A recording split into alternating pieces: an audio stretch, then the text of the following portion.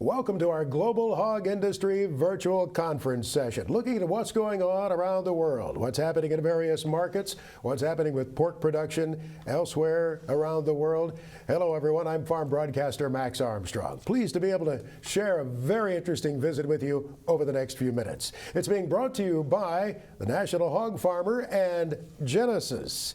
And please don't forget to visit our event lobby. Check out the extensive collection of resources and information provided by our event sponsors. Let them know, too, how much you appreciate their participation in this first ever virtual conference. And if you have any questions throughout the session, feel free to submit them in the box on the screen. We'll get to some questions just a little bit later. Let me introduce to you our guest. You're going to enjoy what they have to say, and you'll learn from them over the next few minutes. The editor of National Hog Farmer, Ann Hess. It's good to see you, Ann. Thank you. You've been busy, even though there isn't an official World Pork Expo this year. You've been busy covering the scene, haven't you? Yes, absolutely. With the Global Hog Virtual Industry event we're covering a lot of topics that are very relevant to the industry today. And so we look forward to this being one of our main things we normally would cover during World Pork Expo. It was a great way to showcase this information through this virtual event. You're a native of South Dakota. Yes. Graduate of? South Dakota State University. Need I ask, right? Huh? Very good. Good to have you here with us. Thank you. And Dennis Smith, good to see you, sir. A lot of folks who follow National Hog Farmer certainly follow your comments. Many folks have seen you on This Week in Agribusiness. How's your year going? It's exciting with what's happening right now, isn't it? Certainly very busy. We are active in the hog market, of course, and now the grain market's come alive with the wet, cold spring. And so, yeah, we've been very busy as far as the brokerage operation, you bet. There's a lot to watch, especially when you consider, what could happen with the price of corn. Extremely unusual situation we are facing with the wet weather and of course, the African swine fever situation in China. And also Jim Long is joining us here, CEO of Genesis. Good to see you, sir. Thank you very much. We always look forward to visiting with you at World Pork Expo, but we have you right here via our virtual conference this year. First of all, share with folks your background so they know how you approach the swine industry and how you serve producers. Our company is based in Canada. We're a swine genetic company. We have production in about 9 different countries in the world. We do business in 50 of them. With that, I get an opportunity to visit countries and weekly have interaction with our people spread around the world. In the breeding stock business, part of our future and our growth opportunities, we have to pay attention to the markets. And certainly this year, the pig industry, there's one main topic: China, China, China. You have a great team around the world. We've met some of those folks. They are energetic, they are knowledgeable, they know what's going on in their part of the world, don't they? We think so, we believe so, we expect them to be. And Hess, you've been compiling this list, you folks at National Hog Farmer. Share with us the list of the top pork producers in the world. Yeah, this is the Global Mega Producer is a project we've been doing for the last 3 years with Genesis.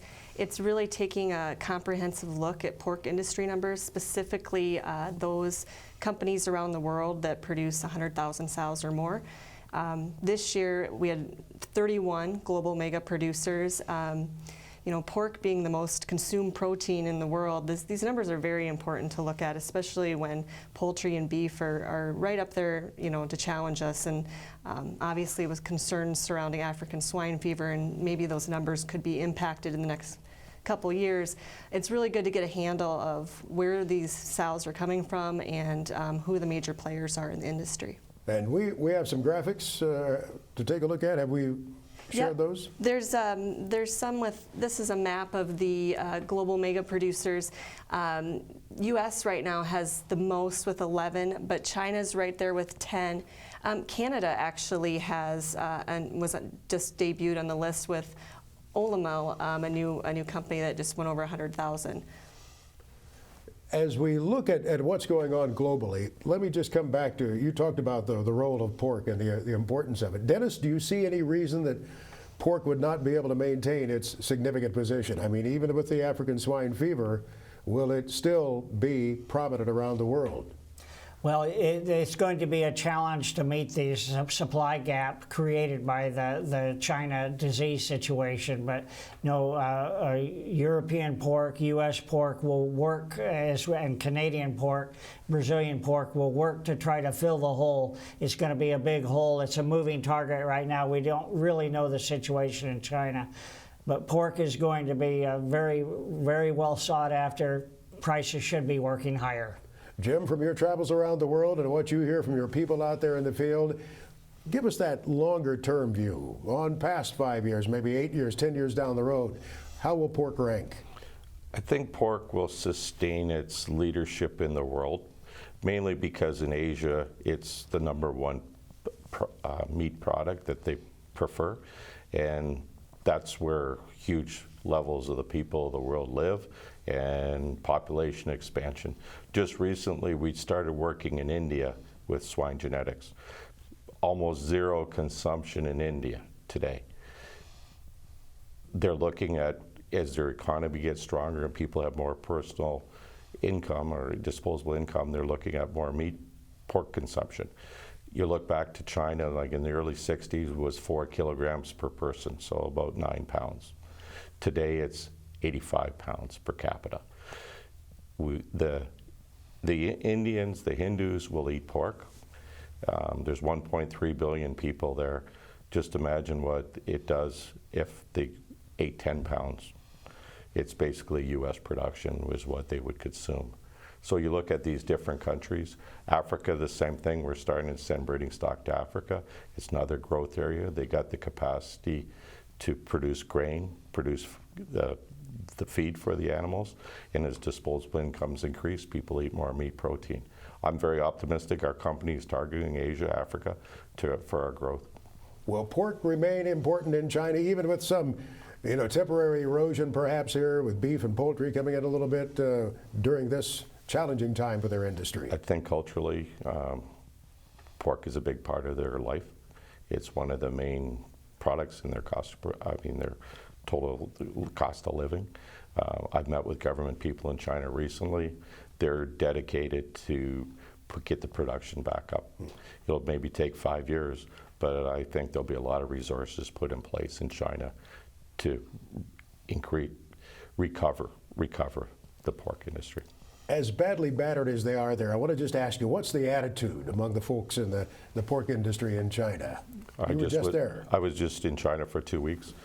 I have to say I was amazed by how resilient the people were and their attitude about the future. I was with people that lost 80% of their sow herd, and we're talking tens of thousands of sows, and they were talking about recovery and expansion. It was amazing, actually. I have to say I was shocked by the attitude.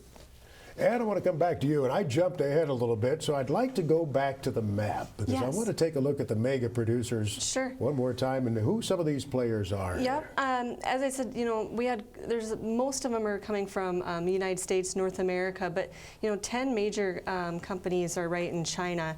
And then, as far as we have Russia represented, Spain, some down in Latin America. So we're really seeing most of the growth in, obviously, China and United States. And yes, you see U.S. players on that list. There's a Canadian company there. Jim, is there one from Canada there? This year, for the first time, Olymel has become a member of the Global Mega Producers. It's a co-op that's based in Quebec, but they have pig production in Quebec in Western Canada. They're also a slaughter plant. It's a large co-op. Dennis, from what you see, are there any major shifts regionally taking place? I don't see any major shifts as far as the production area. We are knowing and aware that they're shifting and getting ready to ship more product to China. So we're seeing some shifts as far as production areas and shipping methods. But as far as the big producers in the U.S., I'm not aware of any big shifts. The top players are in China. That doesn't surprise you, right? No, it does not. Jim, you were talking about your Chinese trip a little bit earlier, and the fact that they're dealing with those big issues over there. This will be only a temporary setback for them, you're saying, though, right? I guess what's your definition of temporary? It probably will take 5 years for them to recover. Part of the challenge will be is they will add production, but how many breaks will they continue to have? So it's like a zero-sum game. Do they add sows, then they lose some? You know, how is it going to be? It's going to be quite a challenge, but I think there's a commitment there to try to get the production back up. I think the thing is what I was surprised at when I was in China was the degree of the liquidation. It was far greater than what I thought. When I went to China, I was thinking 30% of the sow herd was gone. After I was there, I think it's closer to 50%. Wow. It's unprecedented, the scale of the meat shortfall that's going to be there, the pork shortfall, and I think I've used the word black swan event, what's happened there, and I'm more convinced that that's the situation. And as one of my colleagues says, we'll find out if the rest of the world has enough food to feed China. Let's go back to that map one more time and take a look at it. Do you expect any significant shifts over the next year because of African swine fever in terms of names on this list? I think I believe what's happening in China today is the parallel is 1998 in the United States, where we had 8-cent hogs. Right. There was a number of big companies in 1998 that within a short time no longer existed. They were consolidated into other companies. I expect the ASF issue in China will do the same. It'll create consolidation. Some of the names there today could be different 2 years from now. I don't know which ones they'll be, but some have more resources than others. And there could be the stock market. A lot of these are public companies, and I don't know where it'll go, but I expect change and consolidation. Will Smithfield have an advantage here because of their corporate ties? I believe so. They have their group is the #1 importer of pork, I understand, to China. And they have the market on the other side. Like, you know, it's one thing to sell something, it's the other thing to have the distribution on the other side, and they already have that in place. Dennis, let's come back to you for a little bit. Looking at some of these companies on the list, what's your feeling about the African swine fever impact? Well, I think as far as the impact on the U.S. market, the futures market is still not totally aware of what's about to hit. In other words, I think everything's undervalued right now. I think there will be an explosion in hog prices, U.S. hog futures prices, as well as in Europe, as well as in Canada. Protein prices in general, led by pork, should be going higher as this continues to unfold, and the magnitude of the losses that Jim has been alluding to become more solid, more well-known, and begin to actually impact prices worldwide. We see some shifts year to year, do we not, Ann, taking a look at what's happening on that list, that global list? Yeah, absolutely. We actually added 4 more companies this year to the list and 1 million more sows. Just looking at the top mega players, mega producers, still staying the same with Smithfield at the top there, but battling really close with Wen's, and then Thailand-based CP Foods as well as Munyan out of China make up our top 4.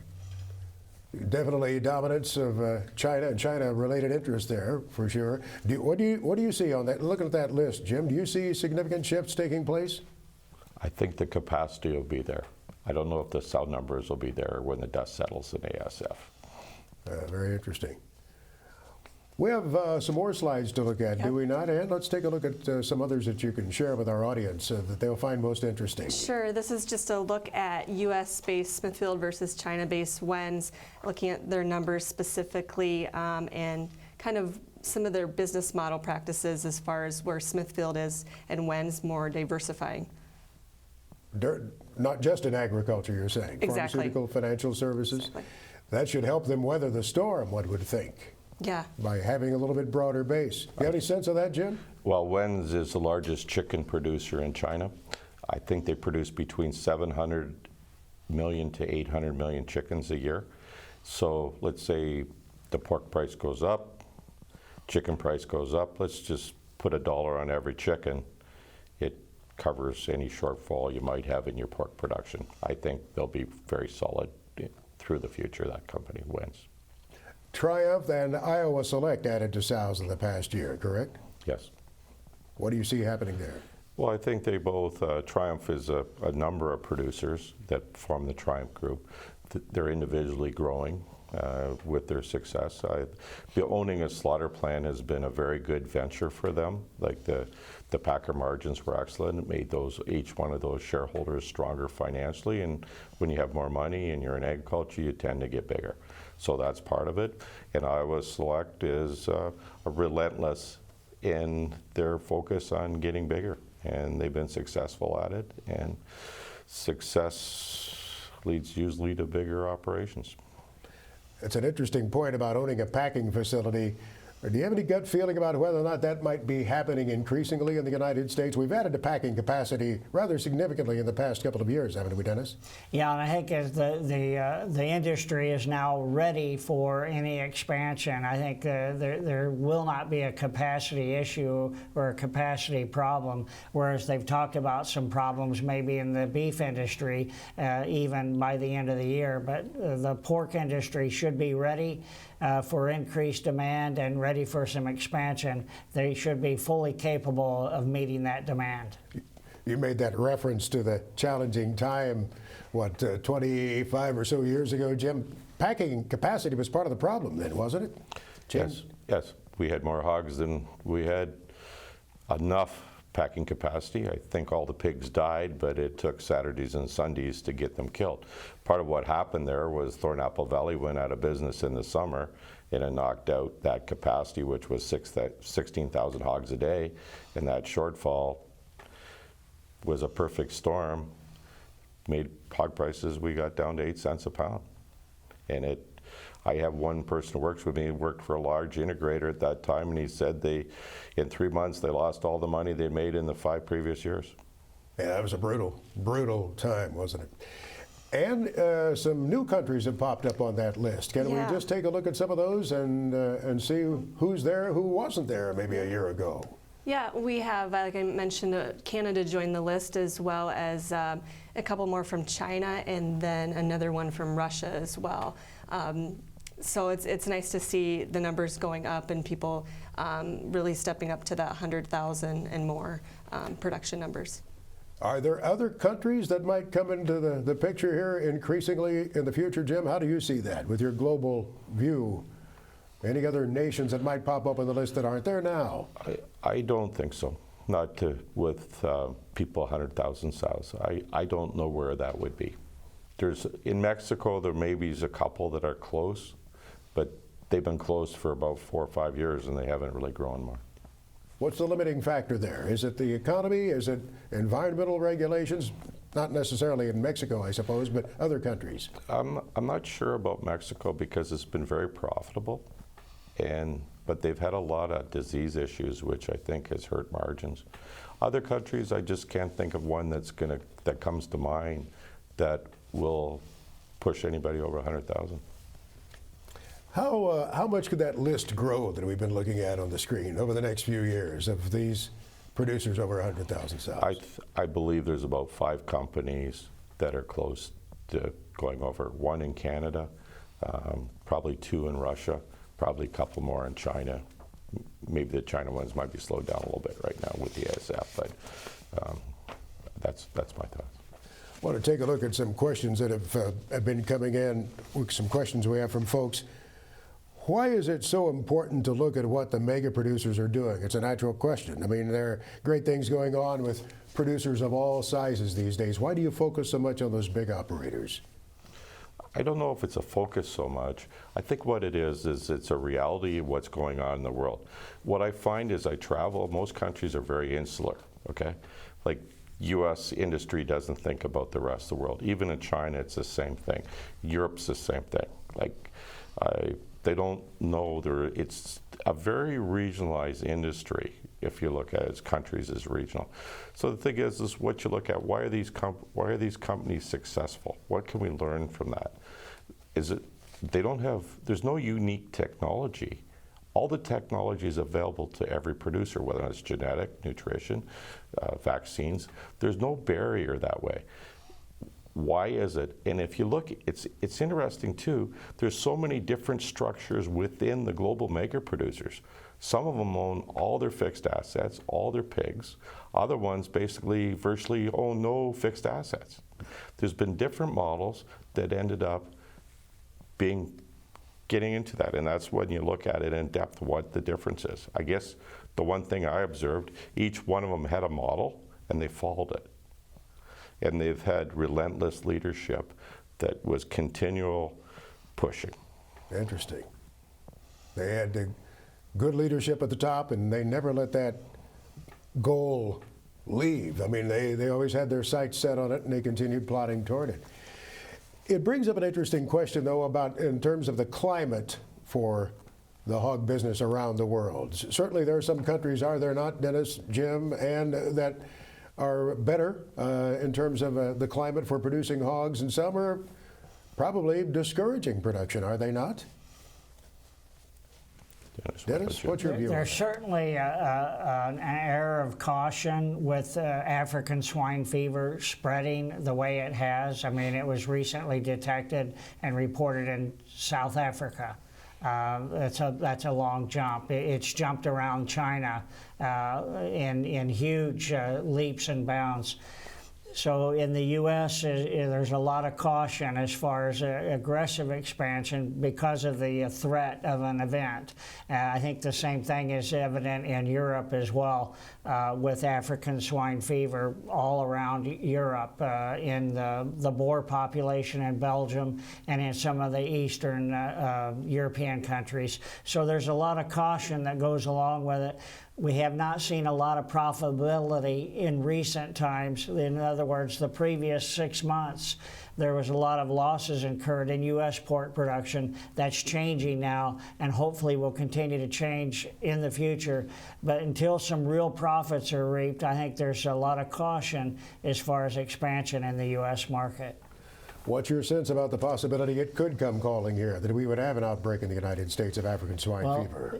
It certainly is possible. There's no way you can say it's not going to happen. The question is, when does it happen? A year from now, 5 years from now? And we will have the ability to contain it probably much more successfully, certainly, than China has. So it's a question of exactly where it props up, how it's contained, and then we attempt to regionalize the problem.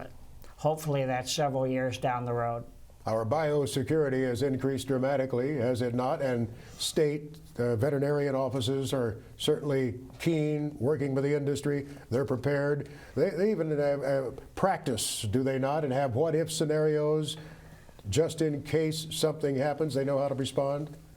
Yeah, absolutely. They've been meeting quite a bit with some of the state associations and producers, doing foreign animal disease preparedness seminars, and actually, laying it out on a table of where trucks would go and where pigs need to be shipped, so that they can visually see the permits that they would need to get signed to allow production to get back up and going again if a farm was to get hit in their state. Let's go to another question that has come in here. What are these large mega operations seeing in terms of margins, and how important is it for them to be diversified, as in the case of Wens? I don't know what their margins are. I think it depends on the market, and when you look at some of them, they have packing capacity. They have very direct chain into the retail markets. So I guess the question is where do you draw the margin line on those type of operations? I think part of it is you look who's expanding and where. Okay, that's a reflection of margin. China has been expanding aggressively. The ASF certainly is slowing it down. I would say one thing about ASF, we've been doing business in Russia since 2008. Our company selling genetics, and we're one of the major genetic suppliers in Russia, so I'm conscious of what goes on there. What happened with ASF there, the first break was in 2007.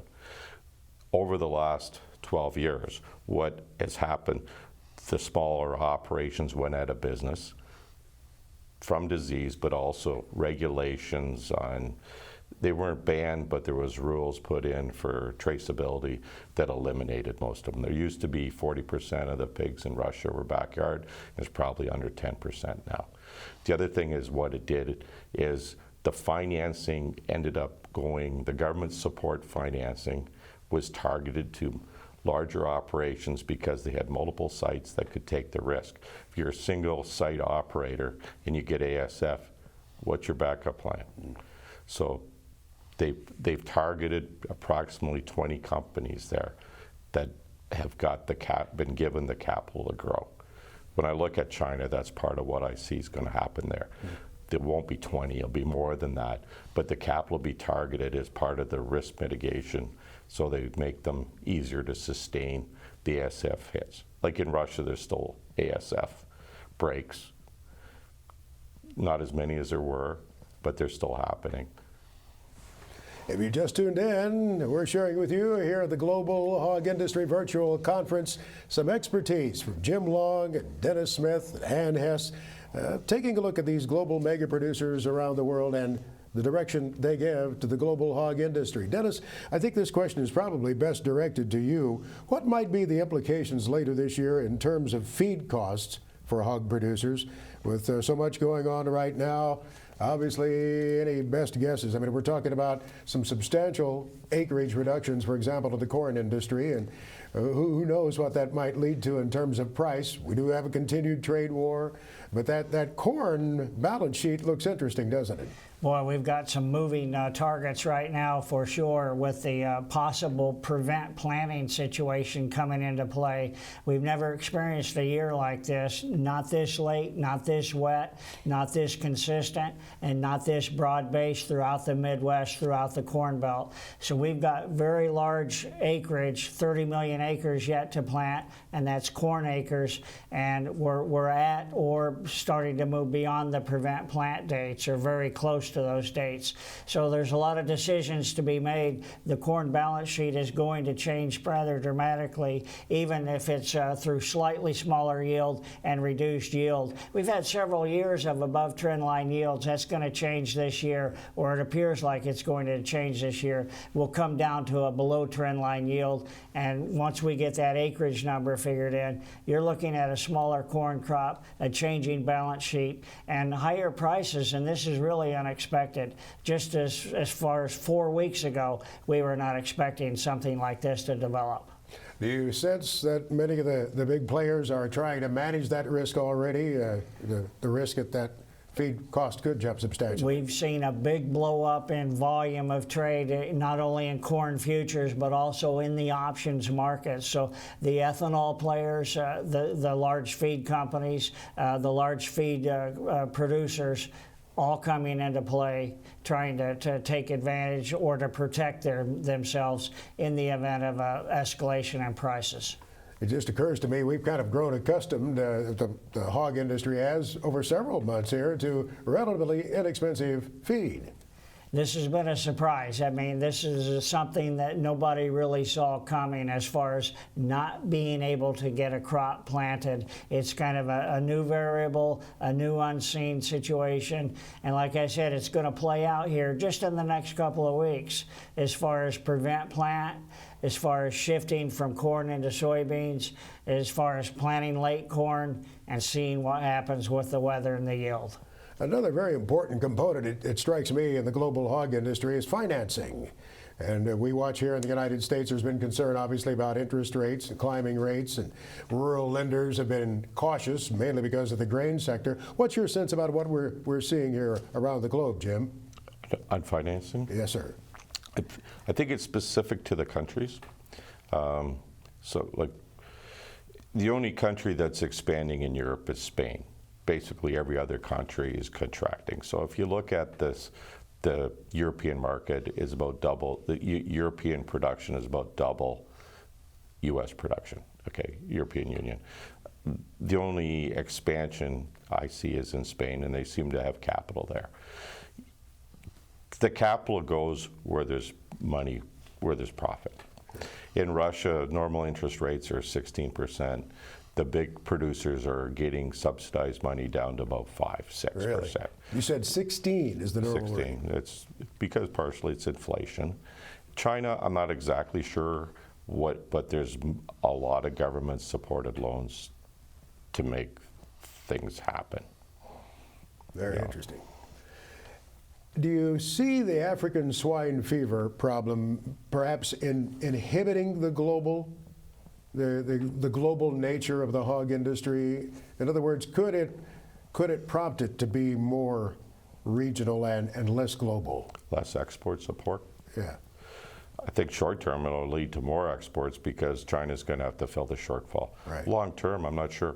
It could be, but I have no expectation.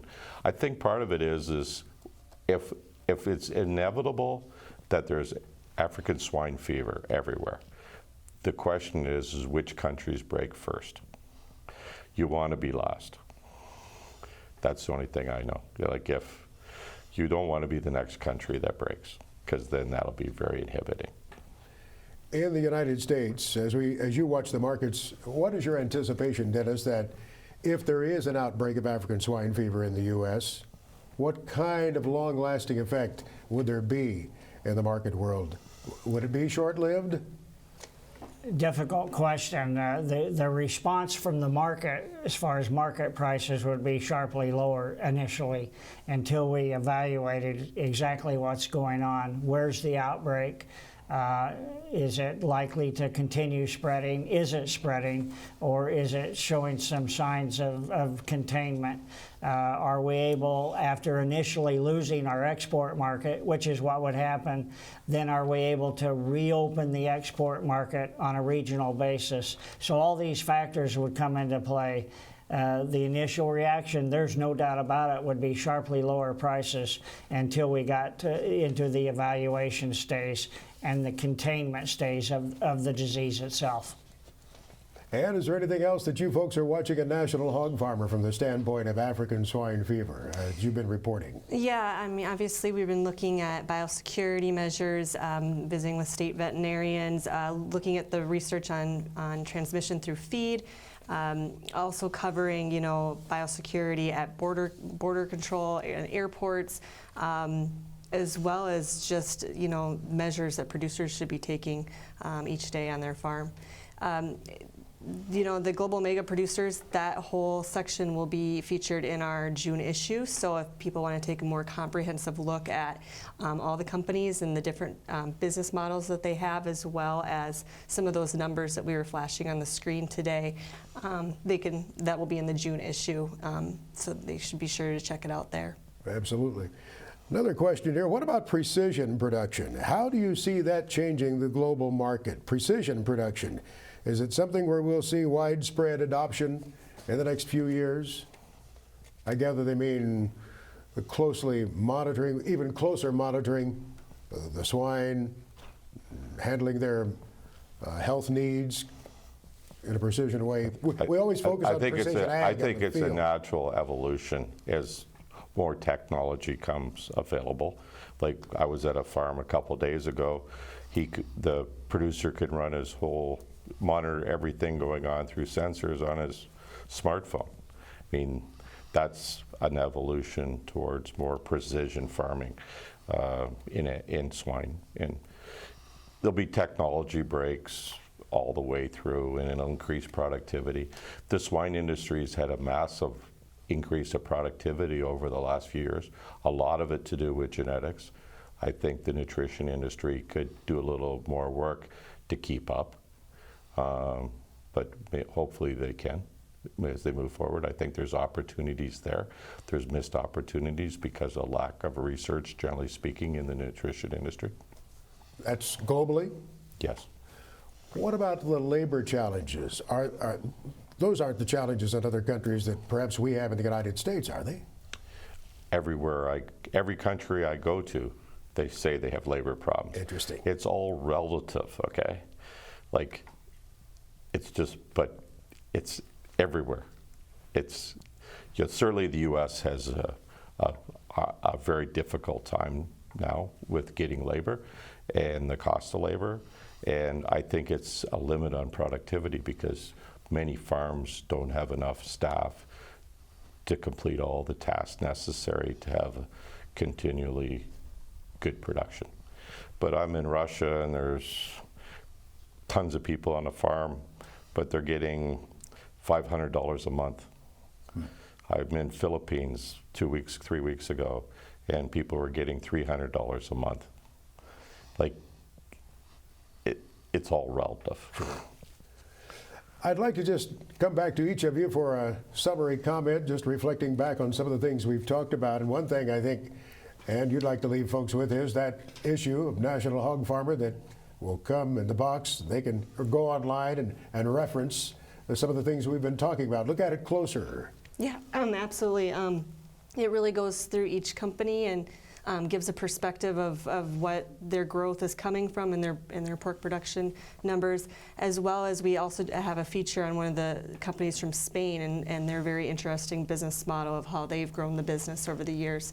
So that will be right in the center of the June issue, and it's definitely worth taking a look at. Dennis, we face an interesting period of months ahead here, don't we? As long as the U.S. remains disease-free, the pork producers can expect an acceleration in prices at some point. You want to be vigilant about protecting against the event of a swine fever outbreak in the U.S. through the use of options, but you can expect a good, strong, if not acceleration uptrend in prices in the months ahead.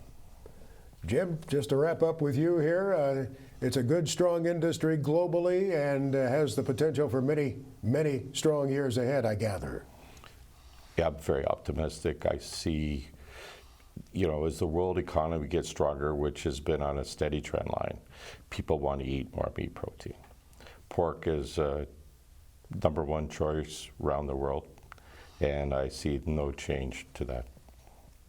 We appreciate all three of you joining us and bringing your expertise into the Global Hog Industry Virtual Conference. You've shared individual perspectives that I think have really made a difference to our viewers here, so thank you so much.